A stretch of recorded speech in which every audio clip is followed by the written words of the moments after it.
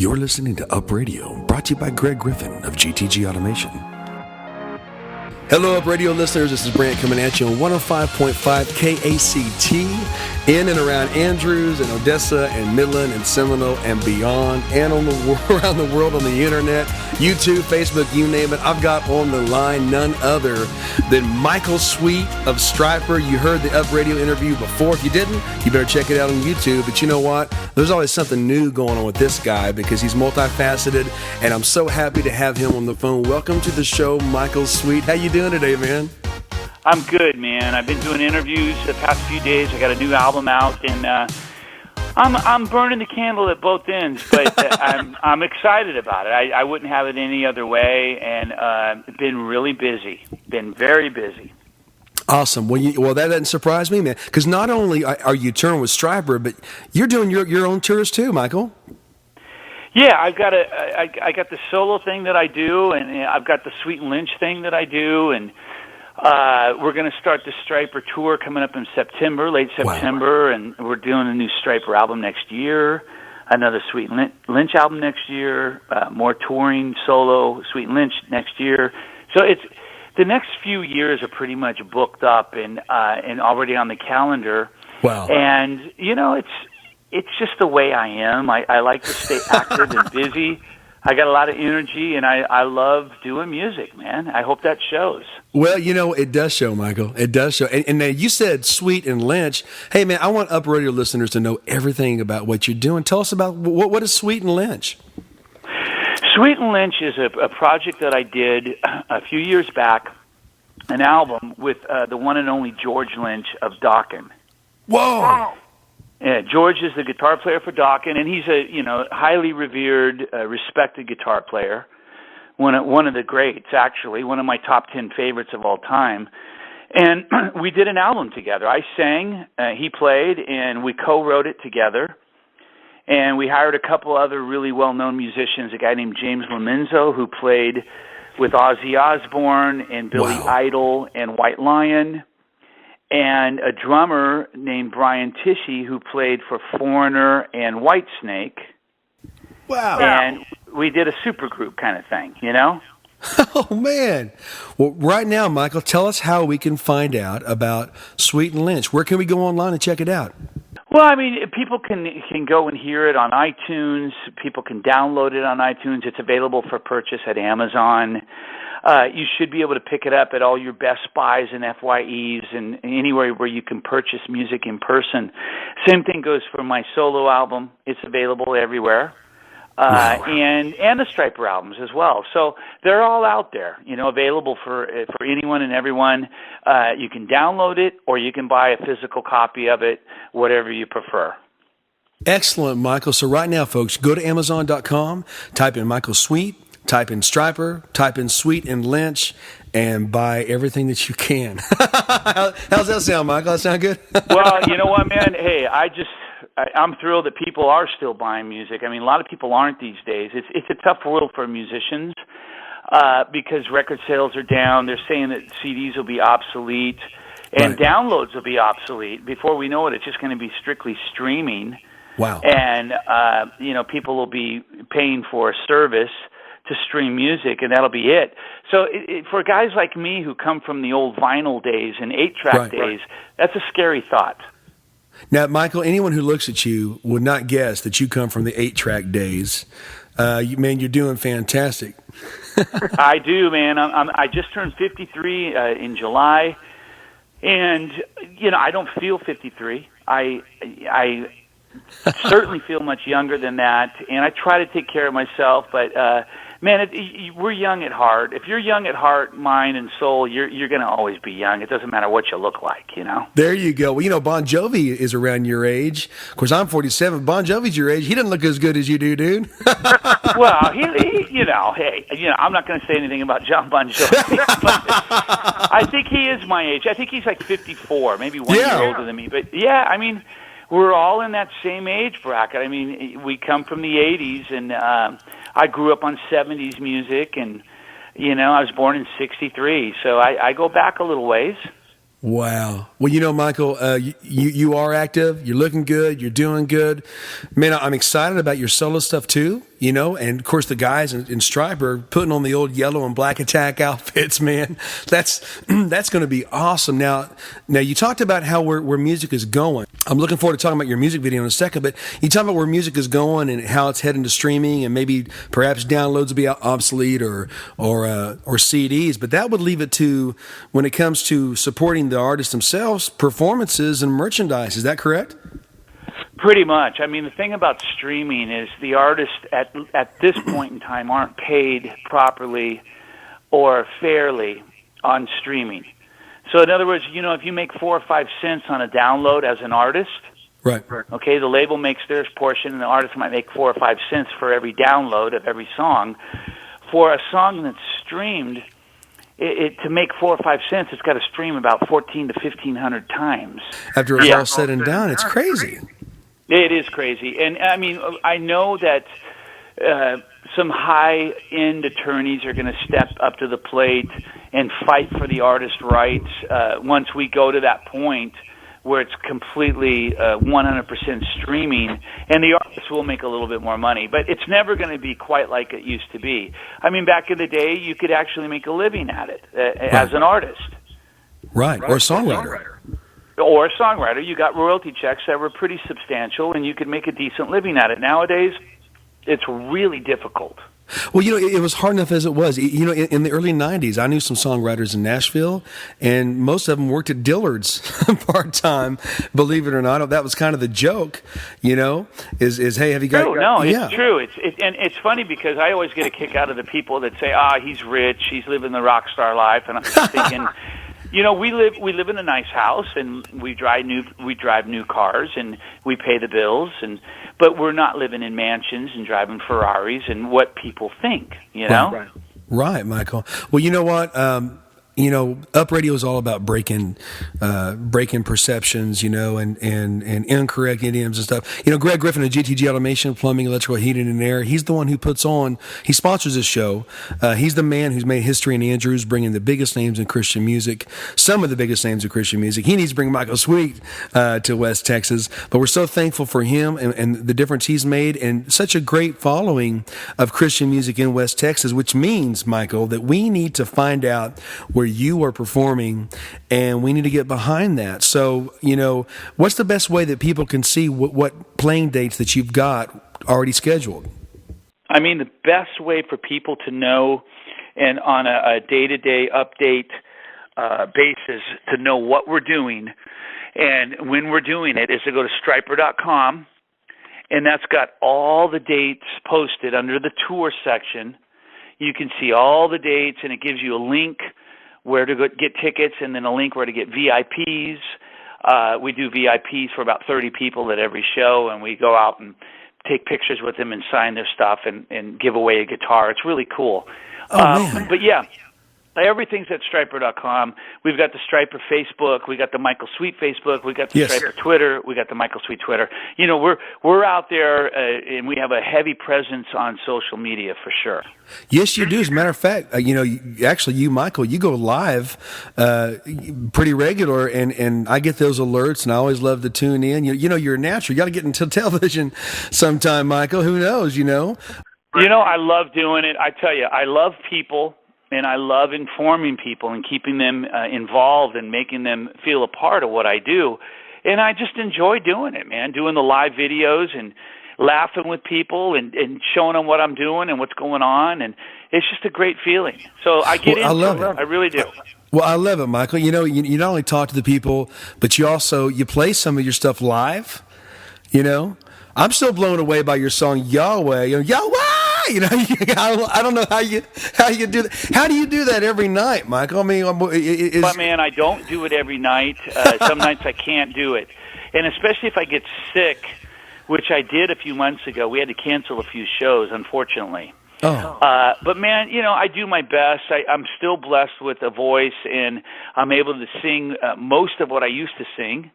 And I still have some of it, so I'm thankful to God for that. It's really cool. Brother, you know what? You're strong, and man, in some ways, maybe I think you're just getting started and breaking new ground. You've made history, in the music industry. I don't want to say just the Christian music industry. Man, you've won awards for singing and guitaring. Man, I remember, back in the day seeing all the Stryper articles and different magazines and guitar magazines and stuff. And now, man, you know what? You're redefining some things, and you're just living proof, Michael, that, you can have a long ministry and yet some ways just be starting out, breaking new ground with new technology and stuff. And I'm happy to see you on Facebook, man. I do think you're a natural for television. I think it's all about perseverance and hard work and obviously faith. God's brought me this far, and I'm a hard worker. I don't lay down. I don't take no for an answer. I go out there. I'm a go-getter and an overachiever and all that stuff. And I think that's why I'm still here, man. I love what I do, and God's given me these abilities and talents, and I want to use them. Well, and you are, and you know what, man, you always got something fresh, always something new, and of course, every time you do, man, we want to know about it at Up Radio. But Michael, you've got a new music video that's making some headlines right now. Tell us about this new music video you got coming out. Well, it's a song called Radio, and I'm poking fun at all the rock stars that go to Nashville and try to become country stars. And it's done in a light-hearted, fun-spirited way. It's not a mean-spirited video, but it is kind of funny how many of these guys continue to do this. And, the thing is I grew up with country music. My dad wrote a #1 country song in '76. Wow. Called I Don't Want to Have to Marry You. And, I Don't Want to Have to Marry You. And his songwriting partner was Fred Imus and Don Imus's brother. Wow. And I grew up around it, so I respect country music. But I'm a rock guy at heart. So when these guys think you can just throw on a cowboy hat and cowboy boots and a big belt buckle and go to Nashville and you're going to be a big country star, it almost borders on kind of offensive. Yeah. It's like it's not that easy. Just as it would be if you reverse that coin. Imagine if all the country became unpopular and hard rock became the most popular music, and all the country guys started trying to become hard rock metal guys. Right. that would be interesting. Keith Urban throwing on leather with the flying V, and he's like, "Wah!" It'd be kind of hard to believe, So you're seeing that. You're seeing rock stars, or maybe old and new rock stars, trying to go the country route because that seems to be where it's at right now, huh? Uh-huh. Well, yeah. I mean, country's the biggest selling genre in music, and I think a lot of these guys in rock, it's difficult to sell records in rock, and I think they go to Nashville and they think it might be easier to sell country albums. I mean, the latest guy to do it is Steven Tyler, and Steven Tyler. Yeah, Steven Tyler just made a country album. Oh my gosh!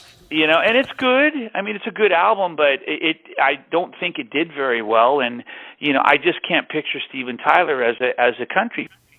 No, not with painted nails and bandanas and women's clothes. I love Steven Tyler. He's a rock dude, and I'll always view him as that. And it just seems odd to me. And I'm not trying to disrespect anybody, but it just.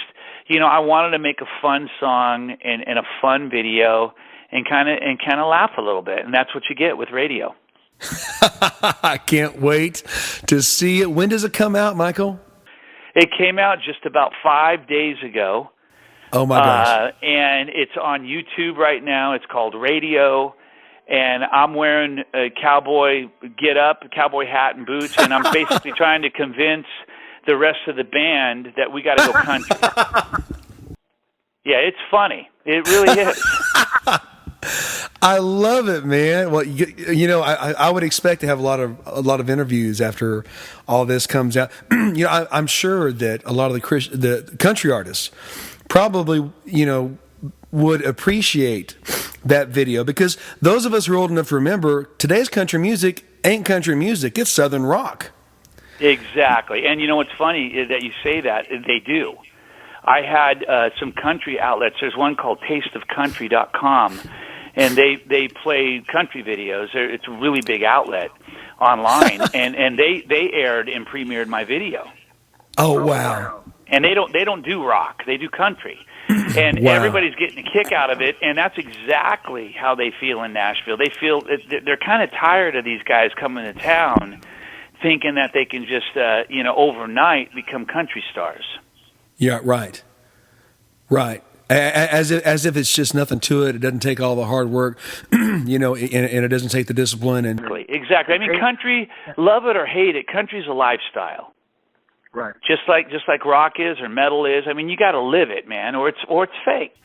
Well, there's artists out there, and I won't name names, but they sing what you call bro country, and every song is about meeting a girl, getting her drunk, and taking her to bed, and people are getting sick of that. They miss the good old country. There's authentic country out there, and the guys that have paid their dues, and Michael. I remember Toby Keith used to sing at a bar called Friends. I didn't go to it, but I'd play piano on North Side, Oklahoma City, and Toby Keith was singing in this bar, and Vince Gill was spotted there a lot of times. But Toby played a long time there before he went to Nashville, and I'm not sure what Toby would say about these rockers thinking they can just overnight be a country star. There's a little bit of dues to pay, even if you already are successful. There's still some dues to pay. And I mean, a few guys have done it, and I've done songs that have a little bit of a country flair to them, but I'm never going to try to be a country artist and make a full-blown country album, because that's not me. But I mean, guys like Steven Tyler, he just made a full-blown country album, and he's wearing a cowboy hat in the video, and he's doing the country thing, and it's like, hey, more power to him, but it's still kind of funny. Really is. Yeah, I love Steven Tyler. I sing like Steven Tyler. Sometimes some people have joked about him being my biological dad. He's not, but oh, Stevie, don't do that, man. Stick with what you got there, man.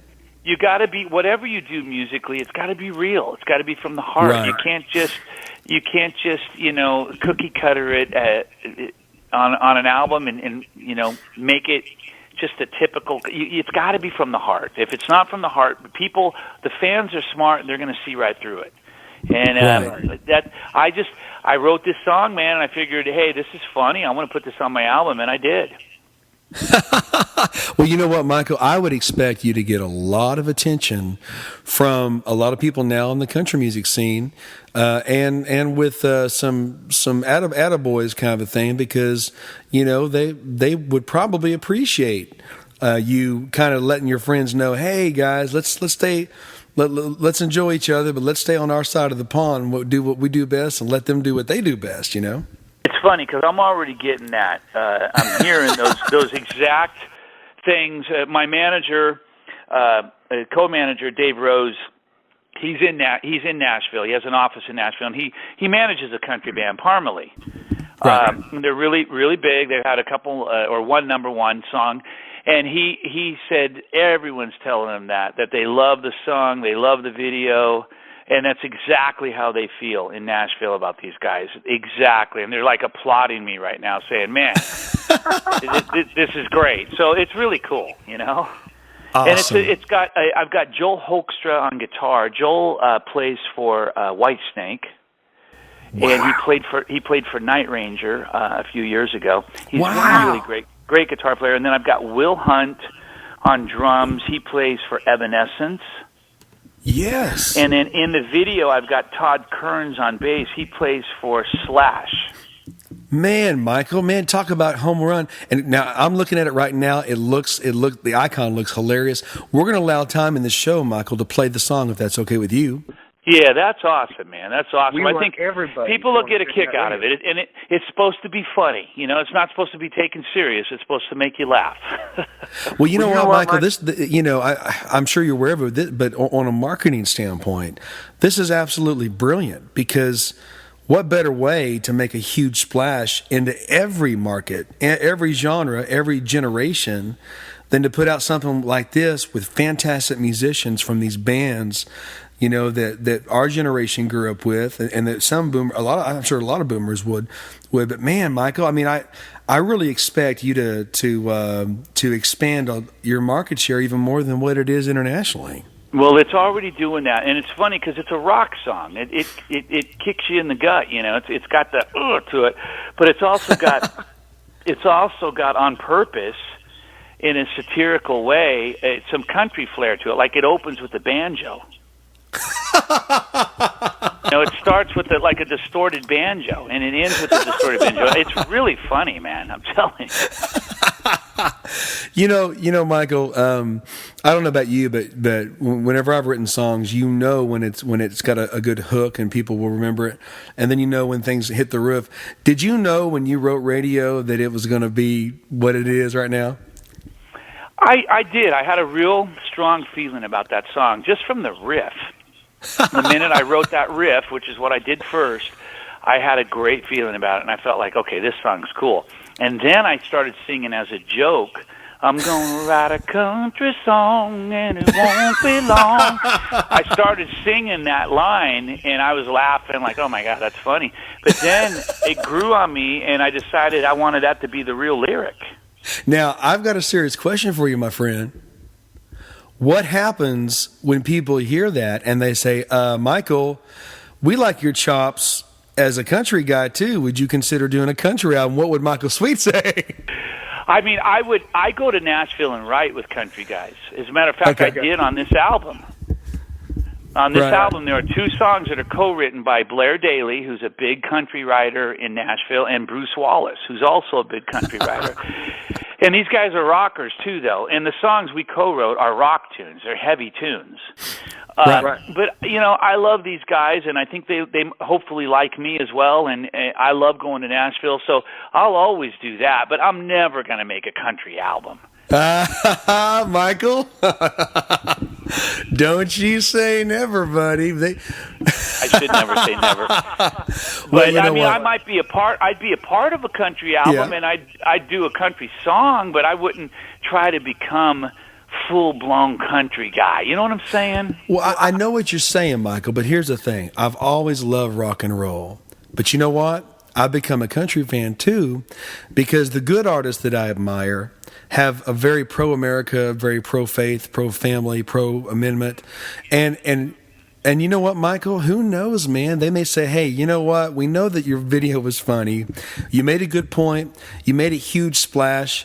You made a brilliant, I wouldn't say a comeback because you've never gone, but a brilliant reintroduction to a whole new generation and to an existing generation. Michael, maybe you should sing a single on a country album. Maybe you might do that. You know what? You never know, man. And hey, listen, I don't know if I told you this already, but I grew up on country, man. We used to watch Hee Haw every week. Buzz Owens is one of my favorite artists of all time. I grew up on the old stuff, like Patsy Cline, Loretta Lynn, Ray Price, and my parents played country all the time, and I love it. But I'm just not, I'm a rocker at heart. Oh, yes, you are. You are. and you do that so well. And you know what? I love what you're doing with Stryper, what you're doing with Sweet and Lynch. I don't have even heard a song from it, but you can be sure that I will. And we're going to allow time for the song Radio. But, Michael, it's so great to talk to you. I always want to know what's going on with you. And, there's also something else kind of cool, too. I don't know if the time has passed, but you had a promotion with like a gold ticket in the Stryper CDs. We put 100 golden tickets in 100 CDs. Wow. And they're out there in all the stores, on Amazon, wherever you buy a CD, someone's going to win a ticket. 100 people, and we're giving away everything from a T-shirt to a leather jacket to a guitar. Wow. So you could win. If you get a golden ticket, you go in and you call, and there's a number you enter, and you find out what you win, and we're giving away some really cool stuff. Well, Michael Sweet, brother, you guys have made history. You continue to. Always new, always innovative, always fresh. We are going to listen to the song Radio in just a few seconds. Michael, it's always a pleasure talking to you, and we look forward to talking to you next time, okay?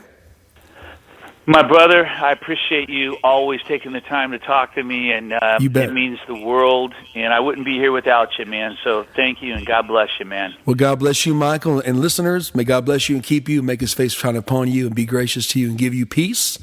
And enjoy this next song from Michael Sweet called Radio, and we'll talk to you next time on Up Radio.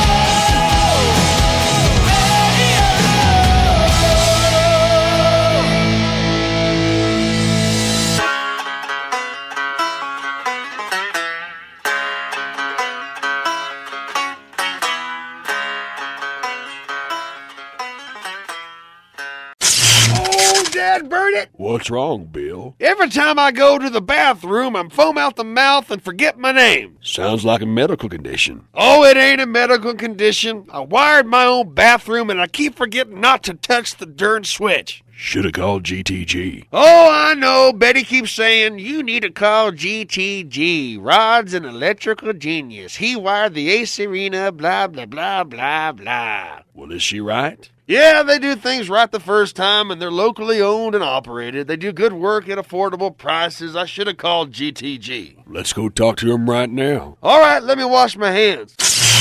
Oh, Dad, burn it! Should have called GTG. GTG Electrical is locally owned and operated. They're dependable. They do things right the first time at a great price. Call them today at 432-523-GTGA. That's 432-523-GTGA.